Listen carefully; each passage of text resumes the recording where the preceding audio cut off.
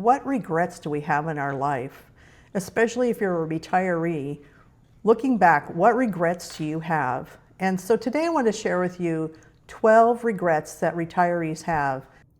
Welcome back, friends. And if you're not my friend, just hit subscribe and then we'll be friends. Hi, I'm Rose, and this is my channel where I talk about everything having to do with retirement. Now, number one is waiting too long to pursue your dreams. And those dreams can be anything like traveling or writing a book or anything that takes physical activity. A lot of times when you wait till you retire to do these things, that moment's past. A lot of retirees regret not having children or not getting married because they were too busy pursuing their careers. So looking back, it's important to pursue your dreams. Don't just postpone everything until you retire. There's things that are timely in life, and those things you need to take advantage of. I'm very happy that my son and his wife take the opportunity now in their early 40s to go to outside the country and to see things that they want to see and not wait until they're retired, because you don't know that the health will be there. You need to do it when you're healthy enough to do it. And that leads to number two, which is not taking better care of your health. So often when we're younger, we ignore things that happen to our body because we're just all caught up in life and we don't do the things we need to make sure that we're healthy once we get to a point that we're retired. There's a lot of retirees that suffer with health conditions that they probably could have addressed earlier in life. And some of them they can't. But I'm going to share with you a really heartbreaking story of a friend of mine that I worked with. Her son passed away in his 30s, his early 30s. And he ignored issues that his body was letting him know that there was something wrong. And he was busy working, so he just kept putting it off. And then when he finally went to the doctor in his 30s, he found out he had colon cancer, and he eventually passed away from it within a couple years of finding it out because it was too late. So it's important to know what your body's telling you. And even if you're 30, you can't just say, oh, I'm young, I'm fine, or it's indigestion or whatever. You need to go get things checked out when you feel them so that you can be healthy and retire and still be a healthy retiree. Number three is letting friendships fade.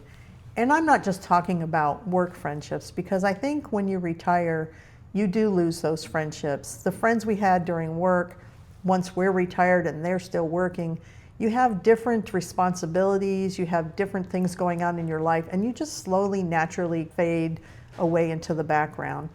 But it takes effort to make friends and to keep friends. And I think a lot of retirees regret that they let childhood friends go by, or people who retired around the same time they did, even if it was a work friend, people that didn't move away, people that you could still stay in touch with, that they let those friendships fade away. And a lot of times retirees find that they're lonely. Unless they live in a 55 plus community where it's built around friendship and community and interacting, they may find that they become very lonely, and that's a big regret, that they didn't work on keeping those friendships alive. Number four regret is spending too much or too little. There's a fine line, and only you can figure that out. And it's easy to look back and think, oh, I should have spent more, or I spent too much. Even as a single parent, I made sure that I did things to build memories with my son and myself. And I made sure I did things for downtime, and I spent money on, I think I shared in a video that I bought jet skis for us because I had a day off in the middle of the week, and when he was out of school, we would go to the lake and it wasn't crowded and we could enjoy our time at the lake riding these jet skis. And to me, that was so worth the money because of the memories it built between us. And that's not something that I'm going to do as a retiree, is buy a boat or a jet ski. But that was the perfect timing, and I'm glad I did it. Leave a comment. Is there something that you spent your money on that you're glad you did, even though maybe money was tight? Or maybe there's something that you overspent on that you wish you wouldn't have because now it's tighter now that you're a retiree. I'd really love to know what your experience is. Number five is not planning for a purpose. Now, as we're planning for our retirement and we're saving money and putting our 401 away, or maybe building up our pensions, we're busy planning financially for our retirement. But we don't really ask ourselves, what am I retiring to? Without purpose, retirement can feel empty. Now, when I was planning for my retirement before I got married, I knew what I wanted to retire to. My plan was to retire in Key West. I just wanted to buy a little tiny coastal cottage type thing, maybe 600 square feet, and just do a little DIY and just retire comfortably in a coastal town, a small community, but it's also touristy, so there's plenty of things to do. That was what I was planning on retiring to. So that's what I saved my money for. That's what I was building up my pension for. Now, once I got married, I had someone else to consider, and that wasn't their plan. They had a plan of their own. When you get together with somebody else, their plans might not be the same as your plans. So you have to build a retirement together. And we had a very rough beginning of our retirement because we weren't on the same page at all of what retirement would look like for us. And number 6 is a lot of retirees are surprised on how little their family comes to visit them. And a lot of times it has to do with they moved away. When I was younger, my grandparents lived in the same town, my aunts and uncles and cousins all lived in the same town, and that's where everybody was. And so when people would retire, they had family to come visit them because we're all there. It was real easy to go visit them. But nowadays, there's so many retirees that live in my community, especially that came from back east somewhere. And so we're in the valley in Arizona, which is great for them because there's a lot of retirement supported services here and amenities and activities, but their family is still back east. And so it's harder for them to come here. And then when they do have vacation time, maybe this isn't where they want to spend their vacation. Maybe they want to do something family friendly, Disneyland, Disney World, or whatever it may be. But I guess retirees really thought their families would visit more often. Now, I'm rather fortunate because being here in Arizona, this is where my children are, this is where my grandkids are. So I see them a lot. I see them very frequently. I babysit them. I spend time with them. I build memories with them. We go camping together. But yet they travel on vacations. They go to where they want to go. That's their time as a family. That's their family unit time to build memories. Not everything has to be around grandma, right? So that's important to remember that if you move away from your family, they may not come see you as often as you think they would. So number 7, a lot of retirees have is holding on to grudges. A lot of them don't remember what the grudge was. They just know they have a grudge against someone. It could be a family member or a family friend or whatever it is. But they regret that they didn't let that go. And then before you know it, you find out that that person has passed away. And I just had something similar to that happen to me. There was this woman that I worked with, and we had a falling out towards the end. And it doesn't matter what it was. I remember what it was, but it doesn't matter what it was. But every once in a while she'd reach out on Facebook, I'd comment back, but we never connected. It was just a little comments on Facebook. How are you? Happy birthday, that kind of stuff, but nothing meaningful, I would say, to a friendship. And then I found out she passed away. And when I look back at that, I think, I do regret that I didn't say, hey, let's move past that. Let's let bygones be bygones and let's mend our friendship. She was a good friend, and she was a friend of mine for, God, at least I would say 15 years. It was a work friendship, but still, and we did some things out of work.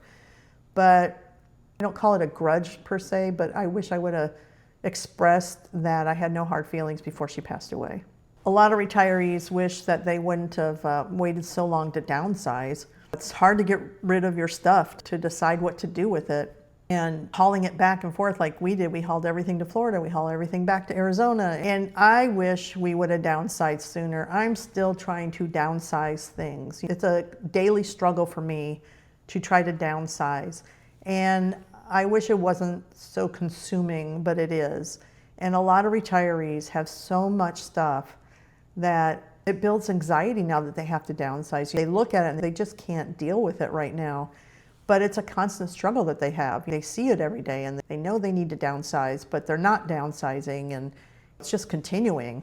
Number 9 is a lot of retirees think that retiring will make them happy. So they're working through life, throwing everything into your retirement. Money, time, effort, everything is built around your retirement so that when you retire, you're finally going to be happy.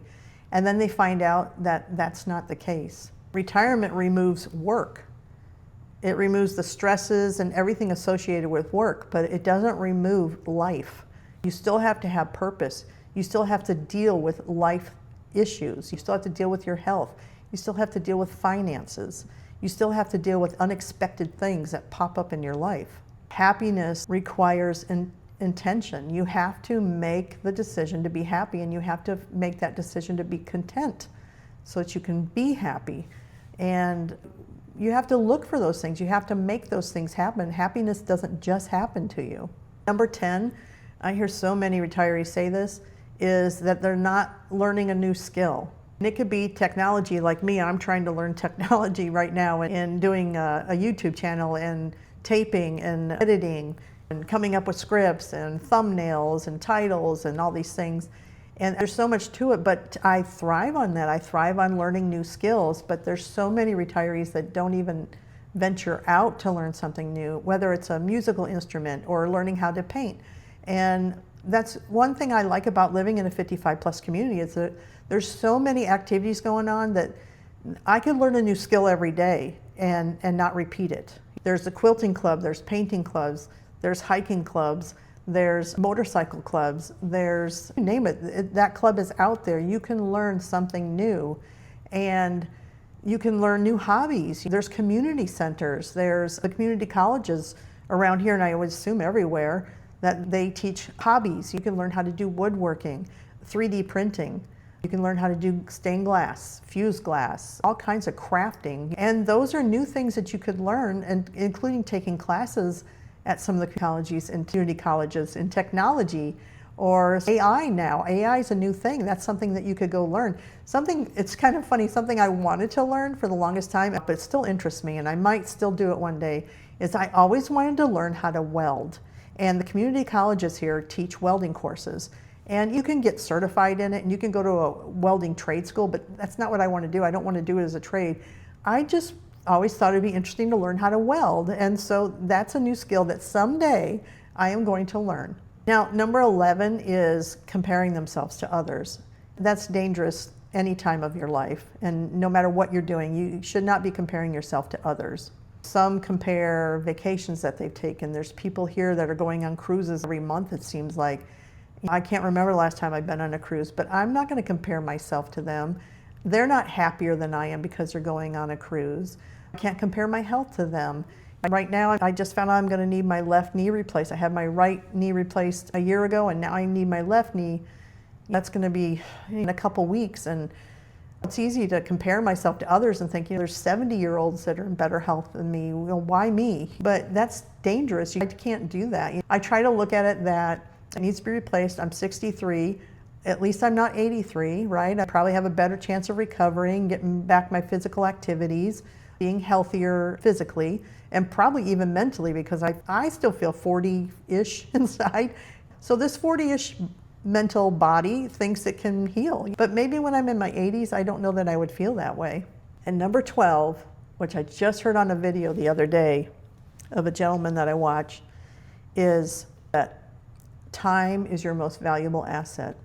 And as we get older, that asset's running out, right? But time is your most valuable asset. I used to say, it's only money, I'll make more. When something came up or I had to spend it on something, I'd be like, that's all right, I'll make more.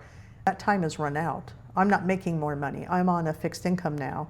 You have my pension and my Social Security, that's it. I can't make more money. So time is very valuable. It's your most valuable asset.